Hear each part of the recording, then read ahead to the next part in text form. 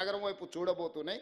ఇన్ని దేశాలను ఒక దగ్గరికి మనం రప్పించగలిగిన శక్తి సామర్థ్యం నీకు ఉంటే అమెరికాలో చదివచ్చినావు కదా, 10 ఏళ్లలో ఎందుకు తీసుకురాలేదు? ఫార్ములా ఈ రేస్ అంట. ఫార్ములా ఈ రేస్ ముసుగులో ప్రభుత్వం పైసలు నువ్వు కొల్లగొట్టినావు స్వామి, అందుకోసమనే నువ్వు కేసు ఎదుర్కొంటున్నావు. నీకు నాకు పోలిక లేదు. ప్రజల కోణంలో ప్రజా సమస్యలను పరిష్కరించాలన్న ఆలోచనతో నేనున్నా. ఉద్యమం ముసుగులో మొత్తం ఉన్నదంతా ఊడ్చుకపోదామన్న ఆలోచనలో మీరున్నారు. నీకు నాకున్న తేడా ఇది. ఏ రోజన్నా మిమ్మల్ని ఆ కుటుంబ సభ్యులకి ఇట్లా కలిసి చెప్పడానికి మాట్లాడినారా? మీరు మీరు మీరు ప్రత్యక్ష సాక్షులే కదా, నేనేం కొత్తగా చెప్పాల్సిన పని లేదు కదా. నేను ఎందుకు ఇవన్నీ మీ దగ్గర పంచుకుంటున్నా అంటే, ఇవన్నీ చర్చలు జరగాలి. 10 సంవత్సరాల వాళ్ళ పరిపాలన, మొదటి 6 నెలలు మనకు పార్లమెంట్ ఎన్నికల వరకు మనం పరిపాలన చేసింది. ఇలా తర్వాత 10 నెలలు మనం పరిపాలన చేసింది. 10 నెలల్లో నేను తీసుకున్న నిర్ణయాలను విశ్లేషించండి. విశ్లేషించి మార్కులు ఇవ్వండి. పట్టు వచ్చిందా, పట్టు రాలేదా? పట్టింపు లేకుండా వ్యవహరించిన మీ విధానానికి, పట్టుదలతో నా రాష్ట్రాన్ని పునర్నిర్మించాలన్న మా విధానానికి పట్టు ఉందా లేదా చూడండి. 8 లక్షల కోట్ల రూపాయలు నువ్వు అప్పులు చేస్తే సంవత్సరానికి మన ఈ 15 నెలల 1,53,000 కోట్ల రూపాయలు ఆయన చేసిన అప్పులకు తప్పులకు అసలు మిత్తి కట్టిన నేను. అంటే నెలకు 10,000 కోట్ల రూపాయలు అసలు మిత్తి. 15 నెలల 1,53,000 కోట్లు ఆయన గారు చేసిపోయిన అప్పులకు తప్పులకు నేను లెక్క కట్టిన, పాయమాలు కట్టిన. ఊర్లలో అంటారు కదా, బందర్తో లేరురా పాయమాలు కట్టి చూర్రా అని. సరిగ్గా 15 నెలల 1,53,000 కోట్ల రూపాయలు బ్యాంకులకు నేను, 88,000 కోట్ల అసలు, 64,000 కోట్ల మిత్తి, దాదాపు 1,53,000 కోట్ల రూపాయలు నేను కట్టిన ఈ 15 నెలలు. ఈ 1,53,000 కోట్లు ప్రజలు కట్టిన పన్నులు నా దగ్గరనే ఉంటే 75 లక్షల మంది రైతులకు 2 లక్షల రూపాయల రుణమాఫీ ఒక గంటలో చేసి ఉండేటోని. 30 లక్షల పేదోళ్ళ కుటుంబాలకు 5 లక్షల ప్రకారం 30 లక్షల ఇందిరమ్మ ఇల్లు ఒక్క సంవత్సరంలో కట్టి ఈ రాష్ట్రంలో ఏ పేదోడికి కూడా ఇల్లు లేదు అనుకుంటే అందరికీ ఇల్లు ఇచ్చి ఉండేటోని. నేను అప్లికేషన్లు తీసుకుంటే నాకు ఇల్లు కావాలని అడిగిన వాళ్ళు 25 లక్షల మంది. ఈ 25 లక్షల మందికి నువ్వు చేసిన అప్పులకు నేను కట్టిన పాయమాలు నా దగ్గర జేబులో ఆ నగదే ఉంటే ఈ రాష్ట్రంలో ఏ పేదోడు కూడా ఇల్లు లేదు అని అనుకుంటే ఇచ్చుండేటోని. ఒక వ్యక్తి ఒక కుటుంబం చేసిన అప్పులకు మొత్తం తెలంగాణను సర్వం వడ్డీ కడితే కూడా ఇది ఒక్క సంవత్సరంతో తీరేది కాదు. ఇట్లా నేను ఎంతకాలం ఉంటే అంతకాలం ఇట్లా కట్టాల్సిందే. ఇంకా పెరుగుతూనే ఉంది, తగ్గుతలేదు. ఇంతెందుకు ప్రభుత్వ ఉద్యోగులకు 58 ఏళ్ళని 61 ఏళ్ళకి చేసి ఇప్పుడు ఆ 21 ఏళ్ళు కూడా అయిపోయి రిటైర్ అయిపోతారు. పాతోళ్ళకు కొత్తోళ్ళకి కలిసి రిటైర్మెంట్ బెనిఫిట్స్ 8,000 కోట్ల రూపాయలు బకాయిలు పెట్టిపోయింది. నేను నెలకు 200 నుంచి 300 కోట్లు నాకున్న వెసులుబాట్లు వాళ్ళకి ఇస్తే ఏ మూలకి సరిపోతాయి? ఎవరికి ఇవ్వాలి? నేను 35 ఏళ్ళు ప్రభుత్వ ఉద్యోగం చేసిన ఉద్యోగస్తులకు రిటైర్మెంట్ బెనిఫిట్స్ ఇవ్వడానికి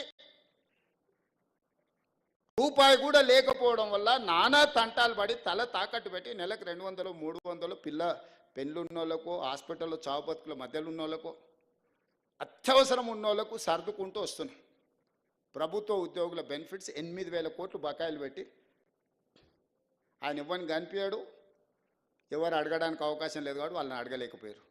నేను అందరు కలుస్తా, అందరికి కనిపిస్తే అందరిని రప్పిస్తున్నా. వాళ్ళు వచ్చి నిరసన తెలుపుతుంది. ఇదేదో రేవంత్ రెడ్డి చేసిన తప్పని మీరు అనుకుంటారు. సోషల్ మీడియాలో మళ్ళీ ఆయన్నే పెడతాడు, సచివాలయంలో ధర్నాలు చేసిన ప్రభుత్వ ఉద్యోగులు రిటైర్మెంట్ అని.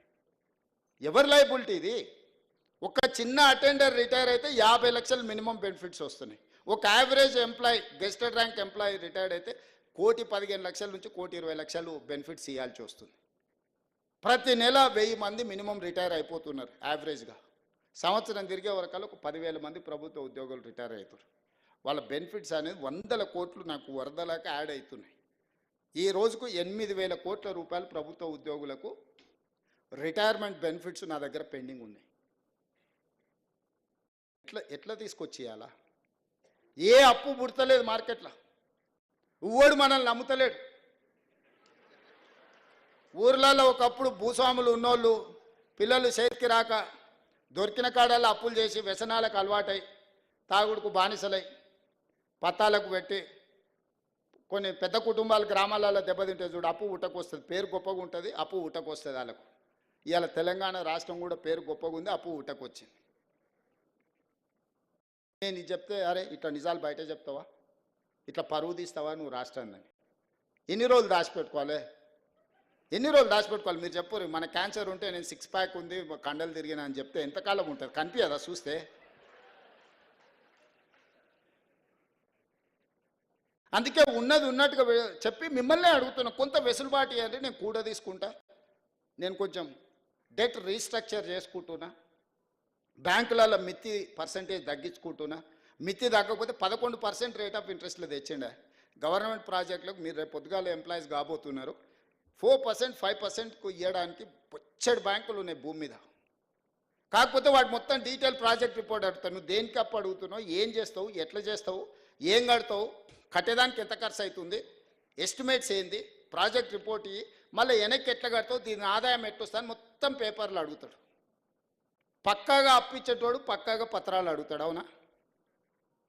దొంగ కాగితాలు డూప్లికేట్ కాగితాలు పక్కన పెడితే వాడు ఎంతైనా మిత్తి అంటే తీసుకుంటాడు. ఈయనకి తెలుసు ఆయనకి తెలుసు, వీడు పారిపోతాడని వీడు కట్టేది ఎగదొబ్బేదే కదా, నాకేం చేసేది ఉందని.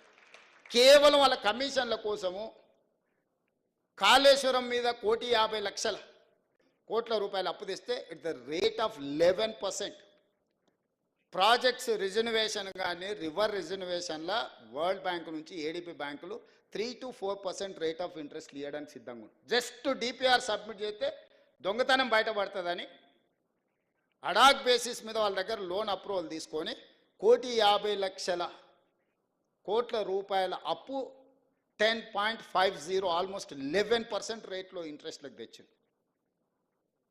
నేను 32 సార్లు ఢిల్లీకి పోయి కాళ్ళ ఏళ్ళబడే అధికారులను దాన్ని డెట్ రీస్ట్రక్చర్ చేయించి 5% 6%కు రీస్ట్రక్చర్ చేయిస్తున్నా. నేను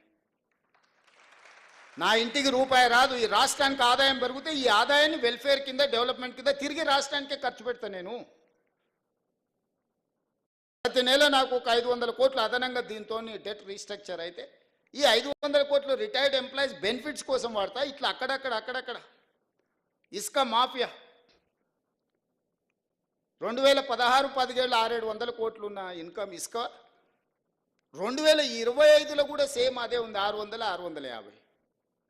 మొన్న నెల కింద నాకు కోపం వచ్చి ఏందైతే దీని కథ తెలుద్దాం అసలు దంచురాని దంచిపిస్తే అంతకుముందు 1.5 వచ్చేది పర్ డే, 1.5 యావరేజ్గా.